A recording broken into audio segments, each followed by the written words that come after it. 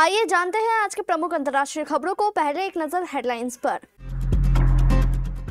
भारत को ऐसा क्या मिला कि चीन पाकिस्तान के छूटेंगे पसीने, सियाचिन और पीओके तक तेजी से पहुंचेगी भारतीय सेना। दिल्ली चुनाव से पहले आपको झटका, विधायक और पार्षद ने थामा कांग्रेस का दामन। महाकुंभ पहुंचे स्टीव जॉब्स की पत्नी पड़ी बीमार, कैलाशानंद गिरी बोले पहले कभी इतनी भीड़ वाली जगह पर नहीं गई। अभी नहीं ठंडा होगा बीपीएससी मामला, नीतीश सरकार को देनी पड़ी परमिशन, पटना में गंगा किनारे लगेगा प्रशांत का टेंट। इस दिन होगी ऑस्कर 2025 नॉमिनेशन की घोषणा, लॉस एंजलिस में हुई तबाही के बाद हुआ बदलाव। युद्ध विराम के समझौते के मसौदे को हमास ने किया स्वीकार, इजराइल कर रहा विचार। एफबीआई की चेतावनी, अमेरिका में चरमपंथी हमलों का खतरा, सतर्क रहने की अपील। 1400 रुपए सस्ती हुई चांदी, सोने की कीमतों में भी गिरावट। कहो ना प्यार है कि रिलीज के बाद अमीषा पटेल को मिले खून से लिखे खत। और बीसीसीआई ने खोज निकाले, ऑस्ट्रेलिया में मिली हार के जिम्मेदार उठाए ये कड़े कदम। हिमाचल की ऊंचाइयों पर मध्य कश्मीर के खूबसूरत मगर उबड़ खाबड़ इलाकों में एक नई सुरंग से जम्मू कश्मीर और लद्दाख की किस्मत बदलने जा रही है। प्रधानमंत्री नरेंद्र मोदी ने सोमवार को कश्मीर और लद्दाख के बीच संपर्क बढ़ाने वाली जेड मोड़ सुरंग यानी सोनमर्ग सुरंग का उद्घाटन कर दिया है। 6.4 किलोमीटर लंबी इस सुरंग से श्रीनगर लेह राजमार्ग के साथ साथ सबसे अधिक मांग वाले पर्यटन स्थलों तक साल भर पहुंचा जा सकता है। सोनमार्ग सुरंग से रणनीतिक रूप से भारत की पहुंच लद्दाख में चीन से सटी वास्तविक नियंत्रण रेखा और पाकिस्तान के कब्जे वाली कश्मीर तक आसानी और तेजी से हो सकेगी।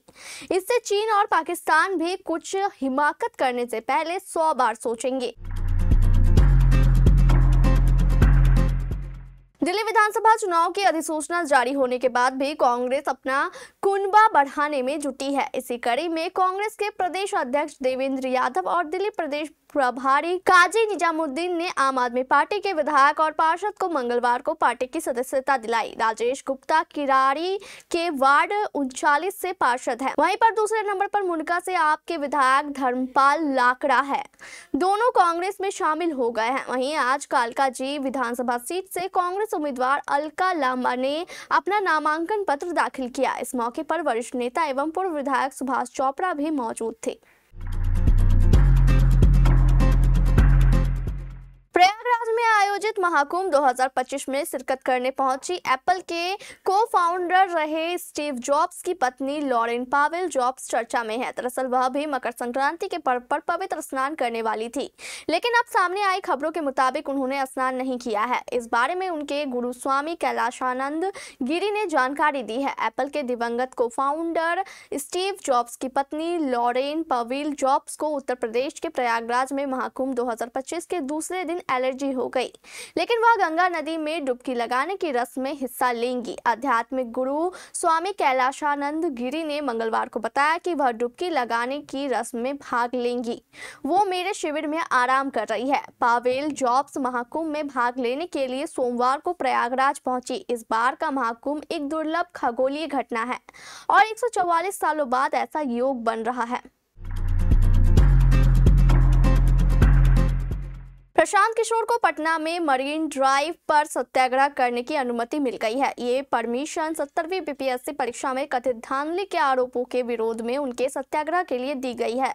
जिला प्रशासन ने कुछ शर्तों के साथ यह अनुमति प्रदान की है। इससे पहले बिना अनुमति टेंट लगाने पर रोक लगा दी गई थी। पीके जल्द ही मरीन ड्राइव पर आमरण अनशन पर बैठेंगे। बीपीएससी मामले में सबसे पहले तेजस्वी यादव ने एंट्री मारी थी, मगर बहुत जल्द किनारे हो गए। इसके बाद पप्पू यादव ने इसे लेकर बिहार बंद कराया, मगर प्रशांत किशोर इस मामले को लेकर अब तक डटे हुए हैं। पूरे मामले ने बिहार की राजनीति में हलचल मचा दी है। बीपीएससी अभ्यर्थियों के समर्थन में कई दिनों से प्रशांत किशोर सत्याग्रह कर रहे हैं। अब मरीन ड्राइव पर गंगा किनारे अपना विरोध प्रदर्शन जारी रखेंगे। पटना के जिलाधिकारी ने उन्हें यह अनुमति कुछ शर्तों के साथ दी है। सबसे महत्वपूर्ण शर्त यह है कि किसी भी प्रकार की विधि व्यवस्था की समस्या नहीं होनी चाहिए। इसकी जिम्मेदारी प्रशांत किशोर की होगी।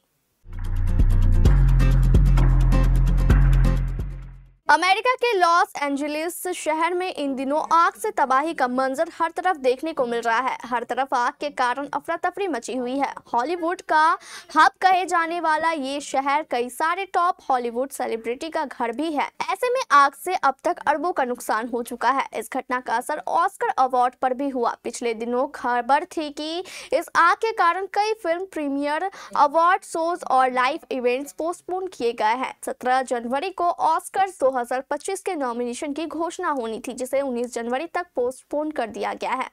अब ऑस्कर अकेडमी ने हाल ही में ये ऐलान किया है कि नॉमिनेशन की घोषणा 19 जनवरी नहीं बल्कि 23 जनवरी को होगी। अकेडमी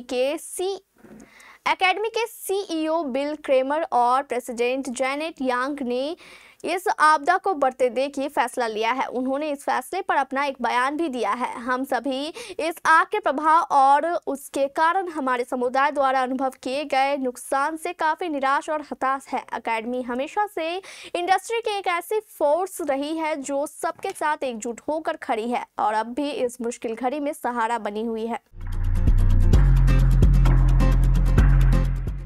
हमास ने गाजा में बंधकों की रिहाई के बदले युद्ध विराम के लिए समझौते के मसौदे को स्वीकार कर लिया है। हालांकि इजराइल इस समझौते पर अभी तक विचार कर रहा है। एसोसिएटेड प्रेस ने 2 अधिकारियों के हवाले से यह जानकारी दी। रिपोर्ट में कहा गया कि कतर ने कहा है कि इजराइल और हमास युद्ध विराम समझौते के करीब है और ये युद्ध को बंद करने के लिए सबसे अच्छा मौका हो सकता है। कतर इस समझौते में प्रमुख मध्यस्थ है।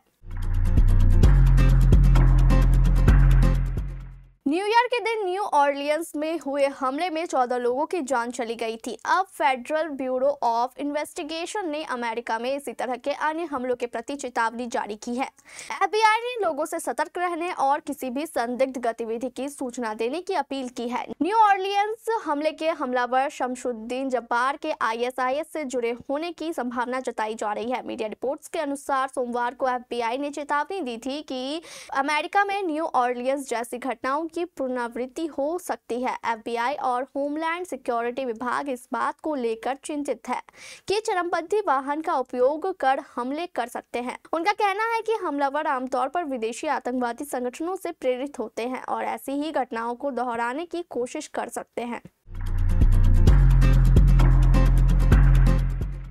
भारतीय सराफा बाजार में आज 14 जनवरी 2025 को सोने और चांदी के दाम में कमी देखने को मिली है। सोने की कीमत 78,000 रुपए प्रति 10 ग्राम के पार है, वहीं चांदी 88,000 रुपए किलो के पार चल रही है। राष्ट्रीय स्तर पर 999 शुद्धता वाले 24 कैरेट 10 ग्राम सोने की कीमत 78,025 रुपए है, जबकि 999 शुद्धता वाली चांदी की कीमत 88,400 रुपए प्रति किलो है। Indian Boolean and jewellers association के मुताबिक सोमवार को शाम को 24 कैरेट सोना 78,308 रुपए प्रति 10 ग्राम था, जो आज 14 जनवरी 2025 को कमी के साथ 78,025 रुपए तक आ गया है। इसी तरह शुद्धता के आधार पर सोना और चांदी दोनों सस्ते हुए हैं। आधिकारिक वेबसाइट के मुताबिक आज 995 शुद्धता वाले सोने की कीमत 77,713 रुपए प्रति 10 ग्राम है, वहीं 916 प्योरिटी वाले गोल्ड का प्राइस 71,471 रुपए प्रति 10 ग्राम है। 750 प्योरिटी वाले गोल्ड का रेट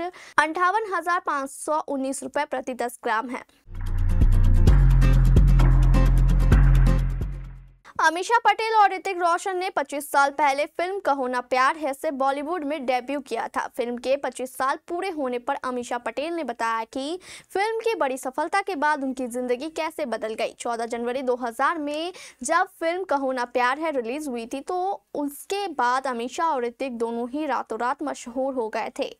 एक इंटरव्यू के दौरान अमीषा ने बताया कि उन्हें कहो ना प्यार है की सफलता के बाद खून से लिखे खत मिलते थे और ये जितना प्यार करने वाला था उतना ही डरावना भी था। बीसीसीआई ने ऑस्ट्रेलिया में मिली करारी हार पर कड़ा एक्शन लेने का फैसला लिया है। रिव्यू मीटिंग के दौरान इस हार के दोषी पाए गए लोगों के पर कतरे गए हैं। अब ये लोग टीम इंडिया का ध्यान बहुत देर तक नहीं भटका पाएंगे। बीसीसीआई ने प्लेयर्स की पत्नियों, गर्लफ्रेंड्स और परिवार वालों को ज्यादा वक्त के लिए विदेशी दौरों पर नहीं जाने देने का फैसला किया है। अगर कोई विदेशी टूर 6 हफ्तों का है तो परिवार वाले बस 2 हफ्तों के लिए क्रिकेटर्स के साथ रह सकते हैं, जबकि इससे कम वक्त के दौरे दौरे पर यह अवधि 1 हफ्ते की होगी। सोर्सेस का ये भी दावा है कि प्लेयर्स के लिए टीम बस में ट्रैवल करना अनिवार्य कर दिया गया है। किसी भी प्लेयर को इस नियम में छूट नहीं मिलेगी। साथ ही अगर किसी प्लेयर के लगेज में ज़्यादा सामान हुआ तो इसका पेमेंट भी प्लेयर को ही करना होगा।